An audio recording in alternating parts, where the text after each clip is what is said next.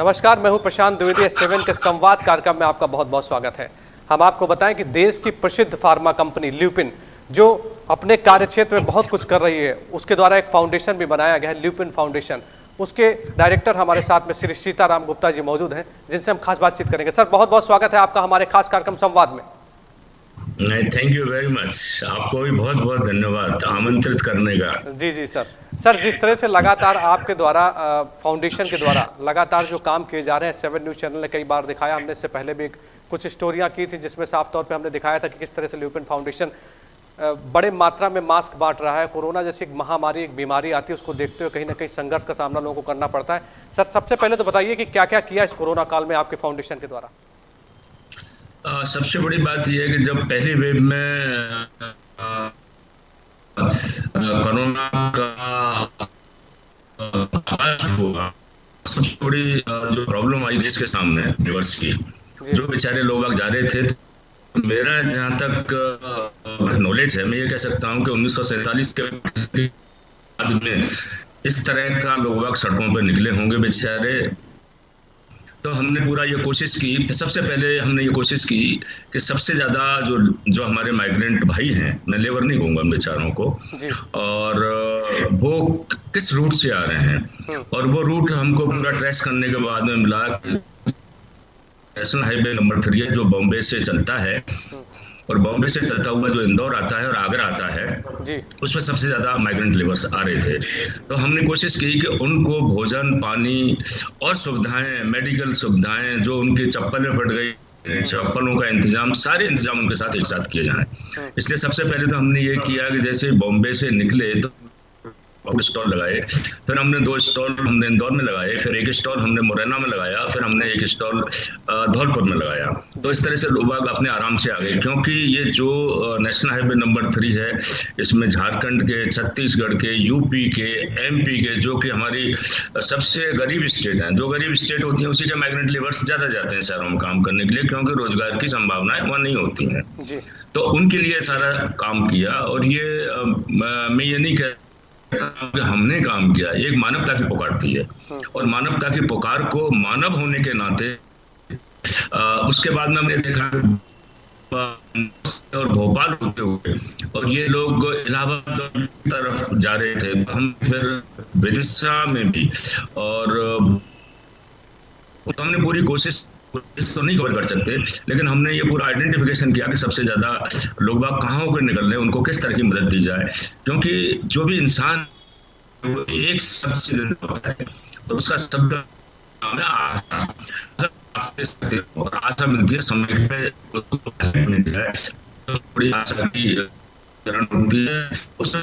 दूसरा जो काम हमने देश में किया, जितनी भी ट्रेन जा रही थी उसमें फूड पैकेट का दिया, और फूड पैकेट भी इस तरह दिए कि अगर 24 घंटे से ज्यादा की है या 48 घंटे की ट्रेन है जी, तो उनको वो रास्ते में खराब नहीं हो सके, पानी की बोतल्स उनको दी। तो हमने जितनी भी ट्रेन थी, चाहे वो पुणे से चली, चाहे बॉम्बे से चली, चाहे वो औरंगाबाद से चली, चाहे वो भोपाल से निकली, हमने वहाँ पर ड्राई फ्रूट्स का उनको इंतजाम किया। और मैं कह सकता हूँ कि ये अनुभव अपने आप में बहुत ज्यादा अनूठा था ये, और मैं सही कहूँगा कि हम एक इस मानव की त्रासदी में हम कुछ कर पाए। भरतपुर में जब लोग एंटर हो रहे थे तो खोल दीजिए आप, और ट्यूबवेल उन्होंने खोल दिए, जिससे वो बेचारे जन कितने दिन से नहाए नहीं थे, पहले वो नहाए, फिर उनको पूरा विश्राम स्थल बना दिया गया, फिर उनको खाने का इंतजाम पूरा किया, फिर उनको जो भी साफी लिया, और कई डॉक्टर्स की मदद दी गई, जिससे उनको कोई दिक्कत नहीं आए। मैं यहाँ पे ये कहना चाहूँगा, न केवल ल्यूपिन ने काम किया, इस देश के हर एक नागरिक ने अपने कर्तव्य का निर्वहन किया। किसान बेचारे छोटे छोटे अपने गाँव से ला करके रसोई का इंतजाम कर रहे थे, और मैंने ऐसा सीन अपनी जिंदगी में नहीं दिया। मैं कह सकता हूँ ये मेरे जीवन का एक आई ओपनर क्षण था। ठीक बात करें सर। अच्छा सर, जिस तरह से अभी जो दूसरी वेव एक आती है, और उसमें जब हम लोग क्या होता है कि ठीक है, हम लोगों ने सोचा कि नहीं सब कुछ ठीक हो गया, वैक्सीन भी आ गई है बाजारों में, तो कहीं ना कहीं लापरवाही सामने आई। इस तरह की जब ये एक समस्या सामने आ गई कि लोगों को, जिस तरह से आप देखिए फिर से कोरोना वायरस अपने पैर पसारने लगा, उस समय क्या प्रयास किए गए सर फाउंडेशन के द्वारा? सर क्योंकि इसमें सबसे बड़ी चीज ये थी कि इसमें फर्क था। फर्क ये था कि इसमें माइग्रेंट लेबरर्स अपने नहीं थे, और माइग्रेंट लेबर नहीं होने की वजह से इसमें दूसरे तरह के प्रयास किए गए। क्योंकि इसमें सबसे बड़ी जरूरत थी कि लोगों को दवाई मिले, लोगों को बिस्तर मिले, लोगों को ऑक्सीजन मिले, लोगों को सुविधाएं जो डॉक्टर की हैं वो सुविधाएं मिले। तो ये पूरा हमने पूरी कोशिश की। तो सबसे पहले इस मामले में मैं कहूँगा राजस्थान सरकार ने बहुत अच्छा काम किया। मेडिसिन उनका किट तैयार किया। तो जो यहाँ के बर्फपुर के डॉक्टर ऐसी दिए, सर आप बना दीजिए इन किट को, और उसको हमने किट का निर्माण किया। उन किट से जब हमने डिस्ट्रीब्यूशन किया तो सबसे बड़ा फायदा ये निकला कि उन किट की वजह से लोगों में ये रहा कि और दवाई है, तो उनमें फिर दोबारा आशा आ गई। तो वो गाँव में और अपना जैसे ही खांसी, जुकाम, थकान और बुखार इत्यादि लक्षण है इसके, वो लेकर के वो दवाई लेने लग गए। उसके बाद में हमने देश भर में बहुत, पहली चीज ये कि भाई हमने कोरोना के सेंटर्स खोले, करीब 1,30,00,000 के हमने 3 सेंटर्स खोले। नागपुर में बहुत बड़ा सेंटर खोला, एक हमारा जो मंडी द्वीप है जो भोपाल के पास है, वहाँ पर एक बहुत स्टेट ऑफ आर्ट हमने कोरोना का सेंटर बनाया, जिसमें बच्चों का इंतजाम भी किया गया है, क्योंकि आशा है कि थर्ड वेव भी शायद आ जाए। उसकी तैयारी भी हमको करनी पड़ेगी और शायद बच्चों को आघात कर सकती है। चौथा, हमारा जो बिल्कुल आदिवासी क्षेत्र है, और वो आदिवासी क्षेत्र हमारा तारापुर है, जो कि इसके अपने बॉम्बे में है, बॉम्बे के पास है, वहाँ से करीब 100-150 किलोमीटर। वहाँ पर भी एक पूरा बनाया जा रहा है, अभी बन के तैयार नहीं हुआ है। वो सिर्फ बच्चों के और हमारी माताओं के लिए होगा, बच्चों की माताओं के लिए होगा। तो एक भावी इन्वेस्टमेंट ये होगा। तो योजनाएं जो बनाई गई वो ऐसी नहीं है कि तात्कालिक ही हों, वो तात्कालिक भी थी, दूसरा ये है कि मध्यकालिक भी थी, और जो लंबे समय तक चलेंगी उनका भी उसमें ध्यान रखा है कि क्योंकि इस देश में सबसे बड़ी जो कमी रही है जिसको हमने भुगता है, उसका कारण ये है कि हम जीडीपी का 1% से मुश्किल से हम स्वास्थ्य सेवाओं पर खर्च करते हैं। ये जब तक 5 से 6% नहीं होगा तो कुछ नहीं हो सकता है। क्योंकि आज जो लड़ाई चल रही है वो जो जीवन और जीविका लड़ रही है, जीवन को चली जाती है, जीविका को करते हैं तो जीवन चला जाता है। तो बड़ी दुधारू तलवार के ऊपर होकर के हमको चलना पड़ेगा, क्योंकि जीविका भी नहीं हमको। सर अभी सबसे बड़ी चीज है कि जो इंफ्रास्ट्रक्चर है हेल्थ का, चाहे वो फिजिकल है, वो एक ठीक किया जाए। सर अभी आपने कहा कि जिस तरह से ऑक्सीजन, हमने एक सेकंड और लूंगा मैं, बिल्कुल, हाँ, फिर हमने ये किया कि एक मॉडल क्या हो एक डिस्ट्रिक्ट का, क्योंकि आजकल एक गांव का मॉडल होने से कुछ नहीं होगा, क्योंकि देश बहुत बड़ा है। तो हमने डिस्ट्रिक्ट के मॉडल के लिए हमने पूरी कोशिश ये की कि हमने एक कोविड सेवा लाइन की, और उसमें 24/7 लूपिन के आदमी लगा दिए, और उसमें हमने पूरी कोशिश की पूरे डिस्ट्रिक्ट में कहीं भी दवाई की जरूरत है तो दवाई पहुंचाई जाएगी, बिस्तर की जरूरत है तो बिस्तर का इंतजाम किया जाएगा, घर से मरीज को एम्बुलेंस में लाया जाएगा, अस्पताल में भर्ती किया जाएगा, और भगवान ना करे उसकी मृत्यु हो जाए तो वहां जाकर के उसका दाह संस्कार का भी पूरा इंतजाम किया जाएगा पीपी किट के साथ में। ये पूरा इंतजाम किया। ये कोई हमने समानांतर प्रक्रिया नहीं की, हमने पूरे सरकारी तंत्र को, म्युनिसिपैलिटी का कमिश्नर है, उस कमिश्नर को हमने कहा भाई आप शमशान घाट का इंतजाम कर देंगे, लूपिन के यहाँ से जो भी कॉल आएगी आपके पास वो आपके पास पहुंचेगी, वो इंतजाम करिए। जो एडिशनल एडीएम थे, एडिशनल डिस्ट्रिक्ट मजिस्ट्रेट सिटी के, जो कि एक पूरे डिस्ट्रिक्ट लेवल के इंचार्ज थे, उनको कहा भाई बेड का इंतजाम कराइए आप। तो वो एक प्राथमिकता तौर पर बेड का इंतजाम कराते थे। ये पूरे जो सेवा लाइन के नंबर्स सारे एसडीएम, सारे थानेदार, सारे डॉक्टर, सारे गाँवों में सरपंचों के पास, सबके पास थे। तो ये हमने इस सिस्टम को एक तरह से हमने इसमें बांध दिया एक तरह से, और लोगों को बड़ी राहत मिली सिस्टम से। और मैं कहता हूँ इस आपदा में जो वर्ड है उसका नाम है कन्वर्जेंस और कोलैबोरेशन, क्योंकि ऐसी आपदाओं में 3 अंगों को एक साथ काम करना पड़ेगा। वो 3 अंग कौन से हैं? वो सरकार है और समाज है और स्वयंसेवी संस्था है। ये 3 अंगों को अगर एक साथ काम नहीं करेंगे तो काम नहीं चलेगा। क्योंकि अगर आपने देखा हो माइग्रेंट लेबर पे सरकार ने भोजन के इंतजाम नहीं किए, लेकिन समाज ने किए, चाहे वो स्वयंसेवी संस्थाओं ने किए चाहे समाज ने किए। और यहाँ पर स्वयंसेवी संस्थाएं और समाज ने मिलकर के पूरा इंतजाम किया।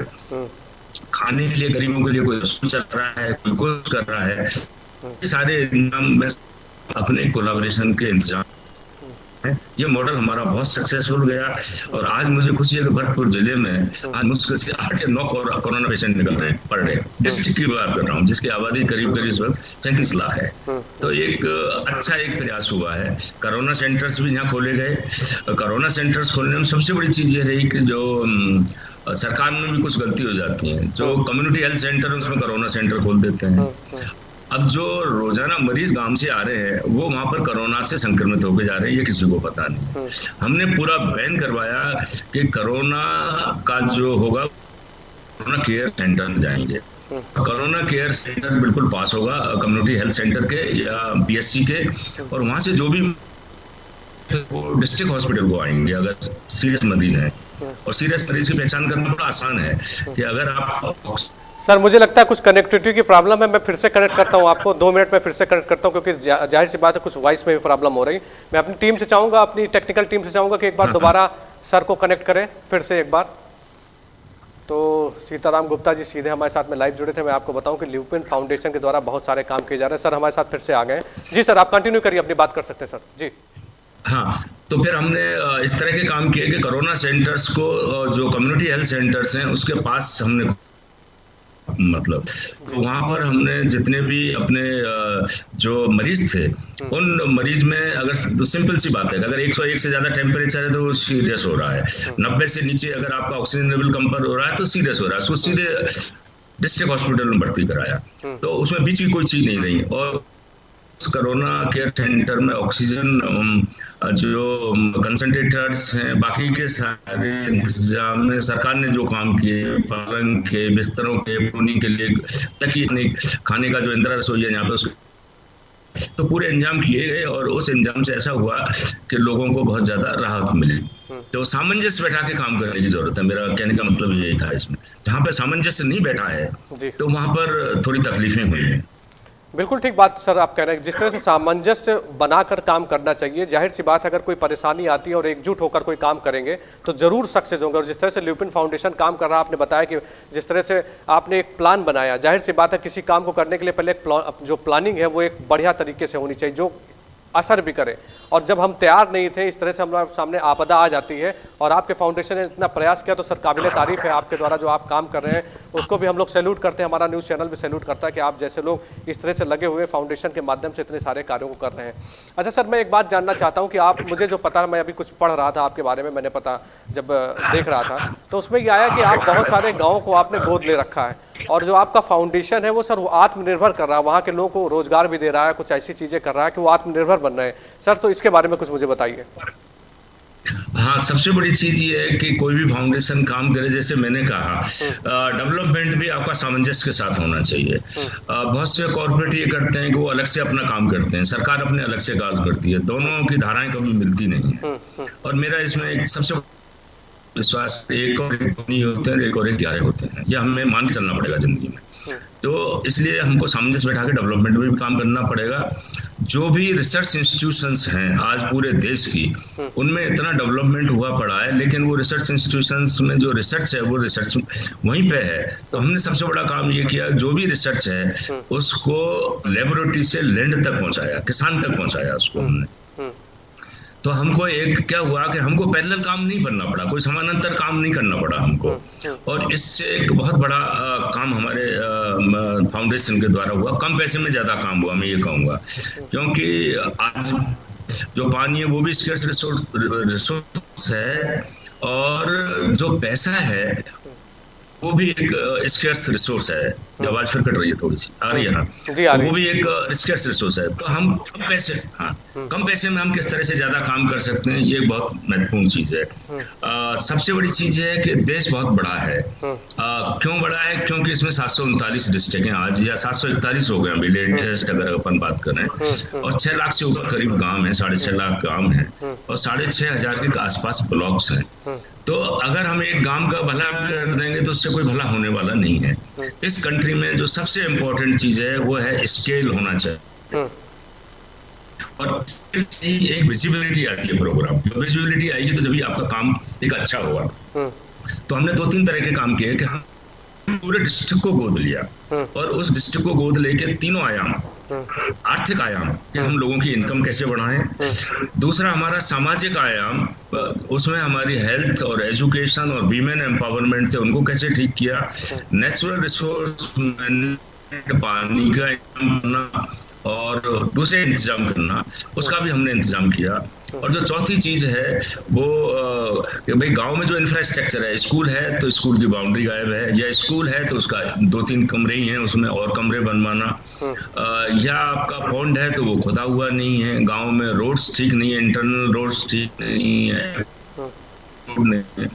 तो ये पूरे पूरे काम में एक साथ लिए, और कहते हैं सर्वांगीण विकास। तो सर्वांगीण विकास लिया, और आज भरतपुर मॉडल में एक लाइन में कह सकता हूँ 2-3 चीजें बहुत इम्पोर्टेंट है डेवलपमेंट के लिए। पहली चीज है कि जब तक हम किसी डिस्ट्रिक्ट का अनटैप्ड पोटेंशियल या अंग्रेजी में नहीं पहचाने, हाँ, भरतपुर में सरसों का उत्पादन हमेशा से आया है। आपको मालूम है कि राजस्थान 40% सरसों का उत्पादन करता है देश का, सबसे बड़ा उत्पादक राज्य है। तो हमने कहा भाई सरसों के आगे क्या हो सकता है, मधुमक्खी पालन लिया। आप देखिए एक ड्राई राज्य में मधुमक्खी पालन की सोचना बड़ी चैलेंज होता है। अगर वेस्टर्न यूपी में बहुत आराम की बात है, क्योंकि वहाँ आम के पेड़ है, हॉर्टिकल्चर है। मुझे लगता है कि कनेक्टिविटी की प्रॉब्लम है। अनुपम, एक बार फिर से आप जो है सर को कनेक्ट करिए। जाहिर सी बात है, जिस तरह से हम आपको बता रहे हैं कि ल्यूपिन फाउंडेशन के द्वारा बहुत सारे विकास कार्य कराए जा रहे हैं, इस तरह के फाउंडेशन जिस तरह से काम कर रहे हैं वो अपने आप में काबिल तारीफ है। हम आपको बताएं कि ल्यूपिन फाउंडेशन के द्वारा कई गाँवों को मॉडल बनाया गया है। लगातार वहाँ पे किस तरह से किसानों को आत्मनिर्भर करना है, किस तरह से उनको आगे बढ़ाना है, किस तरह से उनको रोजगार के लिए प्रेरित करना है, वो प्रयास ल्यूपिन फाउंडेशन के द्वारा लगातार किया जा रहा है। और सबसे बड़ी बात यह है कि ल्यूपिन फाउंडेशन के द्वारा रायबरेली के जिला अस्पताल को 10 लाख रुपए की लागत की एक मशीन दी गई है, जो कि छोटे बच्चों के लिए एक तरह से अगर देखा जाए तो संजीवनी बूटी का काम करेगा। हम आपको बताएं कि इनके द्वारा बच्चों के लिए रायबरेली के जिला अस्पताल में एक मशीन दी गई है, जिसके माध्यम से जो छोटे बच्चे हैं उनको बहुत ही सहूलियत होगी, क्योंकि अभी तक किसी ने इस तरह की शुरुआत नहीं की है। और मैं आपको बताऊं कि इनके द्वारा लगातार रायबरेली को मास्क भी दिए जा रहे हैं, बड़ी तादाद में दिए जा रहे हैं, जिसका सबसे ज़्यादा श्रेय रायबरेली के चंदापुर स्टेट के बड़े राजा श्री कौशलेंद्र सिंह के द्वारा लगातार प्रयास किया गया था। और उन्होंने जिस तरह से प्रयास किया उसको सार्थक बनाया। एक सबसे बड़ी बात जो हम आपको बता रहे थे, उनके द्वारा इस रायबरेली को भी कुछ दिया गया है। और बड़े राजा श्री कौशलेंद्र सिंह के बहुत ही अजीज मित्रों में से एक हैं। सर आवाज़ आ रही है आपको मेरी? हाँ बिल्कुल आ रही, फर्स्ट क्लास आ रही है। जी बताइए सर, जी कंटिन्यू करिए सर। नहीं, रायबरेली को काफी मात्रा में मास्क दिए गए हैं, दवाइयाँ भी दी गई हैं, अपने दवाइयों किट दी गई है, वेपोराइजर दिया गया है, और उसके अलावा अभी ऑक्सीजन कंसंट्रेटर्स भी करीब 20 भेजे जा रहे हैं, करीब 20 भेजे जा रहे हैं, 16 या 20 के आसपास होगी, मैं देख लूंगा, वो भेजे जा रहे हैं। तो काफी सामान रायबरेली को भी भेजा जा रहा है। और हम चाहते हैं, क्योंकि रायबरेली बहुत मैं समझता हूँ कि गरीब जिला है, पिछड़ा तो मैं नहीं कहूँगा, हिंदुस्तान में कोई आदमी पिछड़ा नहीं है, गरीब हो सकते हैं, हम पिछड़े नहीं हो सकते, ये मेरा मानना है। एक जो सबसे बड़ी चीज है वो हिंदुस्तान में पहली दफे हमने भरतपुर में की है, वो न्यूनेटल रेस्पिरेटरी सिस्टम है। अच्छा। वो क्या होता है कि बच्चे, जिसको हम अंग्रेजी में कहते हैं गोल्डन मोमेंट्स, इमीडिएटली पैदा हुआ, उसको सांस की प्रॉब्लम होती है, वार्ड में जाते जाते उसकी कभी मृत्यु हो जाती है, या लेबर रूम में उसको जो नर्स है उसको थप्पी लगाती है जब भी उसकी मृत्यु हो जाती है। तो क्योंकि जनरली थप्पी लगा देते हैं और उसकी मृत्यु हो जाती है, क्योंकि बड़ा टेंडर बच्चा होता है वो, उस वक्त जब पैदा होता है एकदम बूम से निकलता है। तो हम लेबर रूम में ही न्यूनेटल मशीन जो अभी हिंदुस्तान में उत्पादन होने लगा है उसको लगाएंगे। भरतपुर में हमने 1000 से ज्यादा जहाँ प्रसव हो रहे हैं सब जगह न्यूनेटल मशीन लगा दी है, और उसका फायदा ये हुआ है करीब 11,896 बच्चों की मतलब जो मृत्यु के काल है उससे उनका बचाव हुआ है। एक बड़ा नंबर है देश के लिए, मैं समझूंगा। जी। और उसी को हमने ध्यान में रखते हुए हमने रायबरेली को एक मशीन दे रहे हैं। एक मशीन हमने पहले ही वाराणसी को भेज दी है, और एक मशीन हम अभी जो डिस्पैच में है वो गोरखपुर जा रही है। अगर ये 3 मशीन तीनों जगह चली जाएंगी, क्यों गोरखपुर मैंने सोचा है कि वहाँ पर बच्चों के जो डेथ होती है उसका काफी प्रेस में और उसमें आता रहता है। जी। तो अगर वहाँ पे एक मशीन जाती है तो फिर सरकार और मशीन खरीद सकती है उनको, एक बहुत बड़ा काम हो सकता है। तो ये एक टेक्नोलॉजी का एक बहुत बड़ा रोल होता है गरीबी उन्मूलन में या सामाजिक उत्थान में। एक टेक्नोलॉजी का काम है, और टेक्नोलॉजी भी वो होनी चाहिए जिसको हम आराम से अडॉप्ट कर सकें। और मैं समझता हूँ कि इस चीज से क्रांतिकारी परिवर्तन आएगा। बच्चों की डेथ नहीं होंगी और लेबर रूम में लगेंगी। एसी की कोई जरूरत नहीं है उस मशीन के लिए। अधिकतर मशीनों के लिए एयर कंडीशन चाहिए, फलाना चाहिए, कुछ नहीं है। इतनी बढ़िया सिंपल मशीन तैयार हुई है, उस मशीन को हम लेबर दे रहे हैं। तो यूपी में हम कर रहे हैं, हमने पहले भी राजस्थान में कर लिया है, एमपी में हमने इसको लगा दिया है, महाराष्ट्र में हमने लगा दिया। इसके रिजल्ट्स बहुत अच्छे आ रहे हैं। तो ये हमने रायबरेली के लिए काम किया है। रायबरेली में जो अपना विलेज है बड़े राजा साहब का, चंदापुर, उसको हम एक आदर्श की बजाय मैं कहूंगा कि वाइब्रेंट विलेज बनाएंगे उसको। वाइब्रेंट बनाएंगे हम। और जैसे ही कोरोना खत्म होगा उसमें काम होगा। उसके बाद यूपी सरकार देखती है विलेज डेवलपमेंट का मायने क्या है एक्चुअली, और वो हम चाहेंगे कि उसमें सबसे बड़ी चीज कम्युनिटी की भागीदारी हो उसमें। ये हम एक कोशिश और करेंगे ग्रामीण विकास की। एक विलेज ही में क्यों कह रहा हूँ, क्योंकि हम यूपी में काम नहीं कर रहे हैं। ये बोर्ड हम मानवता की पुकार है, सब जगह भेज सकते हैं, ये हमें कोई नहीं रोक सकता। तो हम भेज भी रहे हैं इस चीज को। जी। अच्छा सर, आपने एक बात बताई मुझे कि आपकी जो ये एक तरह से देखा जाए 24 घंटे जो लाइन चल रही जिस पर बातचीत करिए, अगर आपकी कोई समस्या है तो उसके निदान की बात आपने कही। तो क्या सर ये पूरे भारत में ऐसी व्यवस्था करी, कोई आपने कोई नंबर ऐसा जारी किया है कि जिसमें क्या मतलब किसी को कोई समस्या हो तो बातचीत कर सकता है, कि सर किसी पर्टिकुलर स्टेट की बात कर रहे थे हम लोग? ये गांधी स्मृति संस्थान ने इस तरह का एक प्रयास किया है जी। गांधी स्मृति संस्थान दिल्ली ने बहुत अच्छा प्रयास किया, जिसके कि चेयरमैन ऑनरेबल प्राइम मिनिस्टर हैं। उन्होंने इसी तरह किया है, पूरी बेड्स की मैपिंग की है पूरे कंट्री में। उन्होंने एक अच्छा प्रयास किया है, और वो भी सामान इकट्ठा करके जहाँ पे जरूरत है देश के में भेज रहे हैं। लेकिन मैं ये कहूँगा कि हर एक जिले की अपनी अपनी समस्याएं होती हैं। बिल्कुल होती है सर, ठीक बात। तो मैं ये समझता हूँ कि जो मॉडल हमने तैयार किया, ये मॉडल एक हर जिले में अपनाना चाहिए, और जिले की परिस्थिति विशेष के हिसाब से उसमें कुछ मॉडिफिकेशंस हो सकते हैं, बदलाव हो सकते हैं, और उस बदलाव को करके उस जिले में लागू किया जा सकता है। और जो कॉमन वर्ड है वो ये सामंजस्य हो सरकार में, समाज में और इसमें। जब तक सामंजस्य होगा, नंबर 1। नंबर 2, जो डेटा है वो बड़ा पारदर्शी होना चाहिए। कभी कभी क्या होता है कि मौतें ज्यादा हो रही हैं, उसको छुपा लिया जाता है, इससे हम अपने आप को धोखा देते हैं। ये हमको कभी नहीं करना चाहिए, क्योंकि अपने आप को धोखा दे रहे हैं हम। बीमार हो रहे हैं उनको छुपाया जा रहा है, टेस्टिंग हो रही है उनको, ये ऐसा कभी नहीं। तो डेटा का एक ट्रांसपेरेंट होना बहुत जरूरी है, वो भी एक पारदर्शी होना चाहिए, क्योंकि अगर आपने उसका हिसाब नहीं दिया तो लोग फिर आगे पैसा नहीं देंगे आपको। तो पारदर्शिता सबसे इंपॉर्टेंट चीज है, चाहे वो डेटा की है, चाहे पैसे की है, चाहे सामान की है। उससे एक विश्वास की बहाली होती है, और उस विश्वास से ही काम होता है। तो ये काम हो सकता है, क्योंकि इस देश में बहुत बड़ी ताकत है। और सबसे बड़ी मैं आपको थोड़ी मजाक में बता दूं। जी बताइए सर। नीति आयोग की मीटिंग हो रही थी, तो लोगों ने कहा कि साहब ऑक्सीजन के प्लांट लगा रहे हैं, हम वेंटिलेटर ला रहे हैं, ऑक्सीजन कंसंट्रेटर ला रहे हैं, फलाना ला रहे हैं, ढकाना ला रहे हैं। मैंने कहा बहुत अच्छा है। नीति आयोग के वाइस चेयरमैन राजीव कुमार जी बैठे हुए थे। मैंने कहा कि साहब बाहर से ऑक्सीजन लाई जा रही है और अंदर की ऑक्सीजन का कोई काम नहीं हो रहा है। यानी कि मैं सीताराम जी समझा नहीं कि ऑक्सीजन क्या है, कि मैंने कि हम पॉजिटिव एटमोस्फेयर नहीं रख पा रहे हैं। जब तक हम जो अंदर की ऑक्सीजन है, जितनी हमारी अंदर की ऑक्सीजन तेज होगी तो हमें उतनी बाहर की ऑक्सीजन कम जरूरत पड़ेगी। अब ये अंदर की ऑक्सीजन ज्यादा कैसे हो?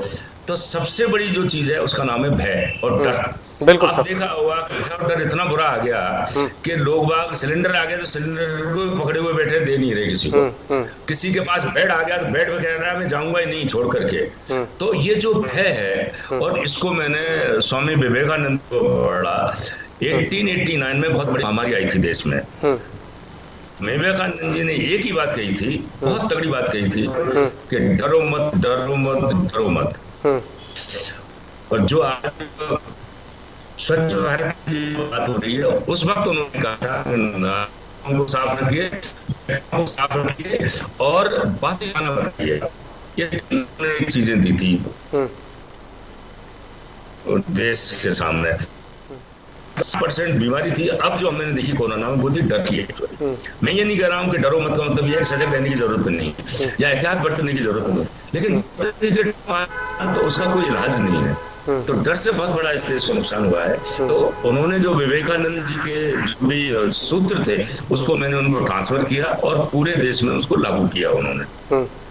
तो एक बहुत अच्छी पहल हुई। और डॉक्टर्स को भी हमने बताया कि उसमें सबसे बड़ा डॉक्टर्स के लिए था कि आपका इलाज करेंगे, सब कुछ करेंगे, आप भागो मत। धनिक लोग हैं उनको भागने दो, ब्रह्मांड की जो माँ है वो आपकी रक्षा करेगी, विश्वास तो करो आप, और डरो मत और रुकिए, यहीं पे इलाज कराइए, बीमारी आपसे चली जाएगी आपसे। उसका एक ऐसा जबरदस्त असर हुआ। डॉक्टर, ऑक्सीजन प्लांट कुछ नहीं थे उस वक्त, लेकिन महामारी से ये देश लड़ा उस वक्त। तो ये सारी चीजें एक इम्पोर्टेंट है। अगर आप महात्मा बुद्ध की बात करोगे तो सबसे बड़े सर्जन थे महात्मा बुद्ध जी, सबसे अच्छे डॉक्टर थे। तो वो एक अच्छे डॉक्टर थे। तो वो यही कहते थे भाई मैं आपका दुखों का हरण करूंगा। दुखों का मतलब क्या है? फिजिकल पेन हटाऊंगा मैं आपका, मेरे ऊपर विश्वास करिए आप। तो जो हमारी पुरानी संस्कृति है, मैं समझता हूँ कि अंग्रेजी में कहते हैं डीप डाइव, उसमें डुबकी लगाइए जाता, तो आपको बहुत एक रास्ते मिलेंगे आपको उसमें से। हम मटेरियल चीजों पे कर रहे हैं, वो भी जरूरी है, मैं ये कोई मना नहीं कर रहा, लेकिन जो संस्कृति की तो हमारी वैल्यूज हैं, मूल्य हैं, और उसी वजह से हमने ये पूरा काम किया है। आज हमारा पूरा काम में कोई दिक्कत ही नहीं आती, हमें पैसे की कोई कमी नहीं आती, गांव वाले दे जाते हैं। आज हम ड्राई किट राशन बांट रहे हैं तो गेहूं दे जाएंगे हमको गांव वाले आकर के। हम कह रहे हैं सर आप तो कुछ और खरीद दे दो, सब गेहूं हमारे पास बहुत है। तो ये देश है, मैं एक लाइन में कहता हूँ जिसको अंग्रेजी में कहते हैं कि it is surplus society in the world of deficits. इसमें सरप्लस भी बहुत है लोगों के पास और डेफिसिट भी। इन दोनों को सरप्लस से हम डेफिसिट में अगर हम दे देंगे तो देश की समस्याओं का समाधान हो जाएगा। बिल्कुल, बहुत बढ़िया बात सही है आपने सर कही है। जिस तरह से अगर सकारात्मक रहने की जरूरत थी, अगर हम लोगों ने, सही बात है, कुछ ऐसे मंजर को देखा कि साफ तौर पे लगा कि पता नहीं क्या हो रहा है, तो अगर इस समय सकारात्मक रहेंगे तो बहुत सारी चीज़ें जो आपके अंदर मौजूद है वो आपको ठीक भी कर देंगी। अगर निगेटिविटी की ओर जाएंगे तो बहुत सारी समस्याओं का सामना करना पड़ेगा। एक बहुत बड़ा सूत्र आपने, हमारे जो भी चैनल के लोग देख रहे हैं, आपने दिया है, और जिस तरह से आपने बताया उसको एक्सप्लेन किया है, तो जाहिर सी बात है, मुझे लगता है कि आप जैसे प्रबुद्ध लोग, समाज सेवी, जिनको लोग मानते हैं, जानते हैं, अगर हमारे साथ में बैठेंगे तो बहुत सारी बातें ऐसी होंगी जो समाज में एक अच्छा सा संदेश लेके जाएंगे। और आपसे बातचीत करके बहुत बढ़िया लग रहा है, जिस तरह से आप सकारात्मक होकर बातचीत कर रहे हैं, उसमें भी बहुत कुछ आप बता रहे हैं लोगों को, हम लोगों को साफ तौर पर। अच्छा सर, मेरा अगला सवाल आपसे ये है कि ल्यूपिन फाउंडेशन की क्या सपने हैं अभी? मतलब जाहिर सी बात, आपने कहा कि बहुत सारी चीज़ें हैं कि कुछ परसेंटेज आगे बढ़ा दिया जाए, बहुत सारी चीज़ें जो करनी बाकी हैं, तो मतलब क्या और सपने हैं कि क्या देखते हैं, भारत को किस तरह से देखते हैं सर आप लोग? देखिए, भारत में मैं आपको एक लाइन में कहता हूं कि अगर हम भरतपुर जिले को देखें तो हमने करीब 50,000 जॉब ऐसे क्रिएट किए हैं जो पहले नहीं थे। 3,000 जॉब मधुमक्खी पालन में किए हैं, 3,000 जॉब हमने पोल्ट्री में किए हैं, 3,000 हमने तुलसी माला के जॉब क्रिएट किए हैं, और हमने किटें दी हैं, जो लेबरर्स थे उनको मैसन बनाया है, नाइयों को किट दी है। आपको जान करके हैरानी होगी कि 1,500 तो हमने नाइयों को रोजगार दिया है। अच्छा, जमीन पे थे। तो आप देखिए, ना तो रॉ मटेरियल की तकलीफ है और ना फिनिश गुड बेचने की जरूरत है। आप देखिए क्या मतलब देश की ताकत देखिए। तो इस तरह से हमने 40-50 हजार लोगों को एक रोजगार दिया है हमने।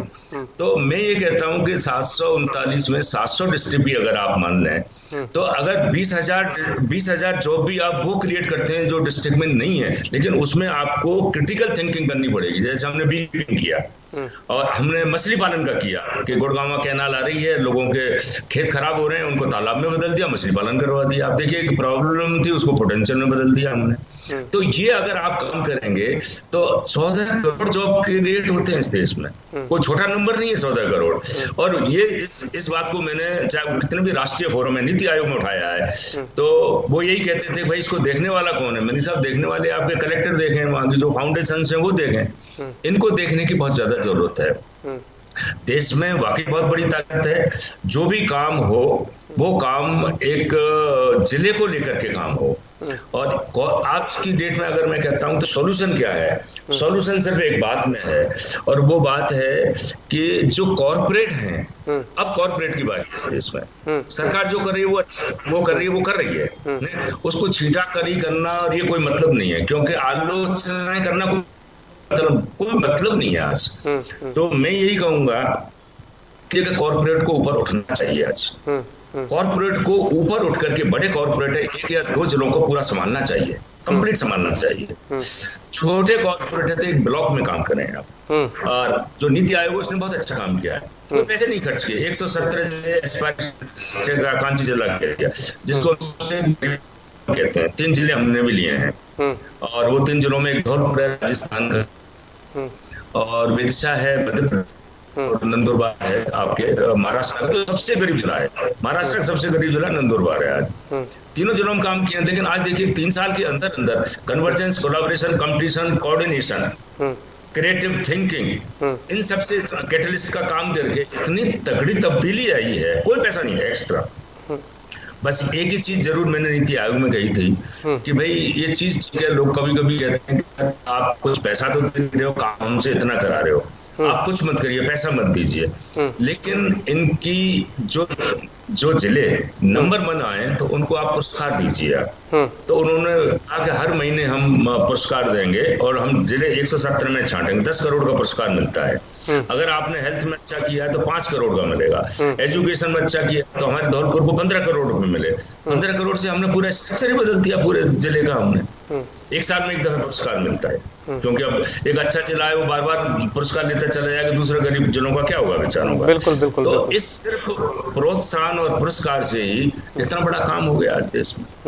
तो मैं कहता हूँ ये देश, मैं बिल्कुल आशावादी हूँ, 5 साल में इस देश की तकदीर बदल सकती है, पक्का कह रहा हूँ मैं आपको। क्यों कह रहा हूँ, हमने जो 35 जिले महाराष्ट्र में, उनमें से 29वें स्थान पर धुले को दिया, और सिर्फ 2 पॉवर्टी लाइन फैमिलीज थी, उनमें से 1,10,000 को हम ऊपर ले आए, सिर्फ 10-12 हजार रह गई हैं। तो हम 4-5 महीने में और 1 साल के अंदर उनको पूरा कर देंगे। तो आप देखिए क्या काम हो सकता है। वो एक्सेलरेटेड डेवलपमेंट था, क्योंकि उसमें फंड की हमारे पास कमी नहीं थी। चेयरमैन साहब ने अपना खुद का पैसा दिया, इसलिए उसका नाम था देशबंधु मंजू गुप्ता फाउंडेशन। मैं पर्सनल पैसा दूंगा लू पेंशन को, तो उसमें हमने 100 करोड़ रुपए उन्होंने दिया, पूरे डिस्ट्रिक्ट को बदल कर रख दिया हमने। तो ये काम बहुत तेज हो सकते हैं अगर ये उठे। एक और लास्ट बात मैं कहूँगा जी, वो है कि अब 70 साल के बाद में गरीबी गरीबी गरीबी इस वर्ड को हटा देना चाहिए। 2011 में और उस स्टडी में ये है कि पॉवर्टी गवर्नमेंट बहुत फाइंडिंग आपको भेज दूंगा, उसको पढ़ना।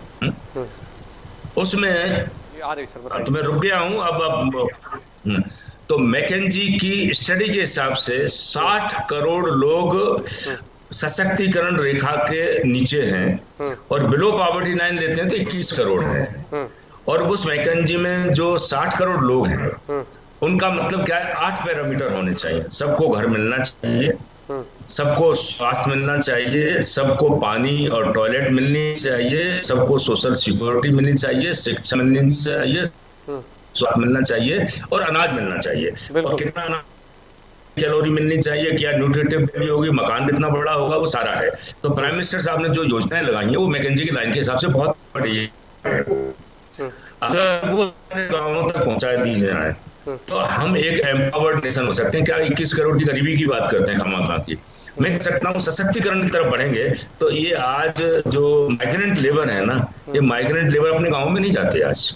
और मैंने ये कहूंगा इसमें सबसे अच्छा काम यूपी सरकार ने किया पूरे देश में। उनको मैं यहाँ से बधाई देना चाहता हूँ कि उन्होंने माइग्रेंट लेबर का स्किल मैपिंग की, और स्किल मैपिंग करने से उनको कहा तुम गाँव में ही रोजगार खोलिए आप। तो ये माइग्रेंट लेबर नहीं है, ये माइग्रेंट इकोनॉमी है। मैं नया वर्ड दे रहा हूँ आज आपको, ये माइग्रेंट इकोनॉमी है देश की, क्योंकि 6 करोड़ से लेकर 10 करोड़ तक का अनुमान है, इसमें एग्जैक्ट नंबर नहीं है, पर 6 करोड़ से कम नहीं है और 10 करोड़ के आसपास है। 10 करोड़ अगर आदमी दोनों हाथों से काम करते हैं, वो स्किल्ड है और उनको गांव में ही आप काम देते हो, तो वो जॉब नहीं करेंगे, वो जॉब प्रोवाइडर होंगे, वो 4 आदमी को और रोजगार देंगे कम से कम काम में। और ये जो माइग्रेंट लेबर है वो गरीब जनों से आते हैं, तो गरीब जनों का हाल सुधरेगा। आप 40% जो माइग्रेंट लेबर है उनको शहर में भी, 60% आप अपने गांव में रख लीजिए आप, तो आप देखेंगे काफी चेंज हो सकता है। और मैं कहता हूं कि ये बड़ी लंबी थिंकिंग की जरूरत है। आज हमारे पास कोई डेटाबेस नहीं है, कितने माइग्रेंट लेबर आए, क्या उनके स्किल सेट हैं, देश को ये करना चाहिए था पहली वेव में ही। और आज अगर ये कर लेता तो आज हम देख रहे हैं ना कि 6 करोड़ लोग अगर बीपीएल में चले गए, नहीं जाते, मैं गारंटी दे रहा हूँ आज आपको, ये नहीं जाते आज। तो ये क्या है कि क्योंकि जिसको कहते हैं ना, अंग्रेजी में एक शब्द है, डू इट नाउ, अभी करो, करना है तो करिए आप, सेंस ऑफ अर्जेंसी। तो अगर आपने समय खो दिया तो फिर आपका समय इंतजार मेरी और आपकी तो नहीं करेगा ना, क्योंकि this world is defined by change आ रहा है, बदलाव आएगा। और कोरोना ने आपको दिखा दिया बदलाव नहीं आएगा, बदलाव तेजी से आएगा, उसकी गति बहुत तेज होगी। आप संभल पाते हैं नहीं संभल पाते वो अलग है, तूफान की तरह आएगा। आपने लोगों को बाहर हटा दिया तो आपकी जनसंख्या बच गई, नहीं हटा दिया तो बेचारे घर टूट जाएंगे, वो मर जाएंगे आपके। तो ये जो चीज है सेंस ऑफ अर्जेंसी और मानवता, ये 3-4 चीजें अगर हमारे कर लें तो इस देश में बड़ी जबरदस्त ताकत है। उसका कारण सिर्फ डाइवर्सिटी बहुत है, कहीं कुछ हो रहा है, कहीं कुछ हो रहा है। और यूपी बहुत बड़ा एग्जाम्पल है। एक दफे यूनाइटेड नेशंस की एक कॉन्फ्रेंस हो रही थी, तो उन्होंने कहा था कि भाई हम क्लस्टर डेवलपमेंट प्रोग्राम करेंगे। मीन्स क्या क्लस्टर डेवलपमेंट करेंगे, वो अंग्रेजी में बता रहा हूँ, क्लस्टर डेवलप करेंगे कि भाई ये एरिया इस क्लस्टर का है, ये एरिया इस क्लस्टर का, ये एरिया क्लस्टर का। मैंने कहा भाई हमको क्या, ये तो हमारे यहाँ बहुत पुरानी चीज हो रही है यूपी में कि भाई आज हमारे जूते बनते हैं, आगरा में बनते हैं, मुरादाबाद में पीतल का काम होता है, अलीगढ़ में ताले का काम होता है, तो उनको आने आए हो। बस हमारी एक चीज यही रही है कि हमने उनको जो टेक्नोलॉजी वो नहीं दी समय के साथ में। तुम हमको कैसे खा रहे हो भैया, आप देखिए वो पहुंचते रह गए, तो पूरी कॉन्फ्रेंस यूनाइटेड नेशंस की पूरे पहुंचते रह गए। हमारे पास देश का सबसे बड़ा एग्जाम्पल यूपी है आज, जिसने क्लस्टर डेवलपमेंट लेकर के कितने साल बाद डेवलपमेंट किया था। बिल्कुल ठीक। तो ये सारी चीजें हैं, इन सब चीजों को मिलकर के अगर हम विकास करेंगे तो बहुत आगे से बढ़ सकते हैं। सर बहुत बढ़िया लगा आपसे बातचीत करके, और जिस तरह से आपने कहा कि 70 सालों से जो एक शब्द आ रहा है गरीबी गरीबी गरीबी, उसको हटाना है। और मैं सोचता हूँ जिस तरह से सकारात्मक सोच है आपकी, और जिस तरह से आपने बताया कि नीति आयोग की बैठक में आप बैठते हैं और आपका जिस तरह से बातचीत होती है आप देखते हैं, मैं आपको प्रणाम करता हूँ कि आपके द्वारा जो प्रयास किया जा रहा है वो सदैव सफल हो, ईश्वर आपके साथ हरदम रहे। और जिस तरह से आपने रायबरेली वासियों को तोहफा दिया, इसके लिए बहुत बहुत धन्यवाद सर आपको, और बड़े राजा श्री कौशलेंद्र सिंह जी को भी। और हमसे बातचीत करने के लिए सर आपका बहुत बहुत धन्यवाद। हम आगे भी आपसे बातचीत करते रहेंगे सर। बहुत बहुत धन्यवाद, आपको भी बहुत बहुत धन्यवाद। कम से कम आज यूपी में पहुंच रही है, और यूपी में एक आवाज पहुंचेगी तो मैं समझता हूँ यूपी बहुत आगे बढ़ेगा। और यूपी क्यों बढ़ेगा कि 5 ट्रिलियन डॉलर की बात कर रहे हैं, तो पहला राज्य है वो कह रहा है कि मैं 1 ट्रिलियन डॉलर मेरी जीडीपी करूंगा, पहला एक राज्य है इसका। तो मैं कह रहा हूँ विजन है वहां पर, और एक अच्छी चीज है, विजन रहना बहुत जरूरी है, फिर उस पर एक्शन करना जरूरी है। आपको बहुत बहुत शुभकामनाएं, उत्तर प्रदेश को बहुत बहुत उसके विकास में चलने के लिए बहुत बहुत शुभकामनाएं। थैंक यू सर, प्रणाम सर, प्रणाम। तो सीताराम गुप्ता जी हमारे साथ में सीधे लाइव जुड़े थे। हम आपको बताएं कि ल्यूपिन फाउंडेशन के डायरेक्टर हैं सीताराम गुप्ता जी। जिस तरह से उन्होंने बताया कि उत्तर प्रदेश के डेवलपमेंट के बारे में बताया, और उन्होंने बहुत अच्छी बात कही कि 70 सालों से जो बातचीत हो रही गरीबी गरीबी गरीबी, उसको हटाना है। और जिस तरह से एक सकारात्मक सोच के तहत इनका फाउंडेशन काम कर रहा है, मैं आपको बताऊं कि उन्होंने रायबरेली में अभी 10 लाख की एक मशीन लगाई, छोटे नवजात बच्चों के लिए एक संजीवनी बूटी की तरह आएगी। और वो बहुत ही अजीज मित्र हैं श्री कौशलेंद्र सिंह जी, जो बड़े राजा हैं चंदापुर स्टेट के, उनके करीबी दोस्त हैं। और रायबरेली को हजारों की संख्या में मास्क भी दिए गए, दवाओं का वितरण किया गया। एक अच्छी प्लानिंग से अगर चलेंगे दोस्तों, तो कोई भी काम ऐसा नहीं कि जो आप नहीं कर सकते हैं। चलिए अगले हफ्ते फिर होगी आपसे मुलाकात। अपना ध्यान रखिए। अभी कोरोना वायरस के जो टीके लग रहे हैं, आपको जब भी मौका लगे, जब भी आपका स्लॉट में नंबर आए, आप जरूर लगवाइए। किसी भी तरह के भ्रम को मत पालिए, क्योंकि वैक्सीनेशन का कार्यक्रम बहुत तेज़ी के साथ में चल रहा है। उत्तर प्रदेश सरकार और भारत सरकार की जो भी गाइडलाइंस हैं उनको ज़रूर फॉलो करिए, क्योंकि अभी आपने देखा कि किस तरह की समस्याओं का सामना करना पड़ा। आपको मास्क लगाना है, आपको दूरी बनाना है, बाज़ारों में कम जाना है और उचित दूरी बनाकर किसी से बातचीत करिए। जब तक आवश्यक काम न हो तब तक घर से बाहर मत निकलिए। अगले हफ्ते फिर होगी आपसे मुलाकात। सुरक्षित रहिए, ध्यान रखिए। नमस्कार।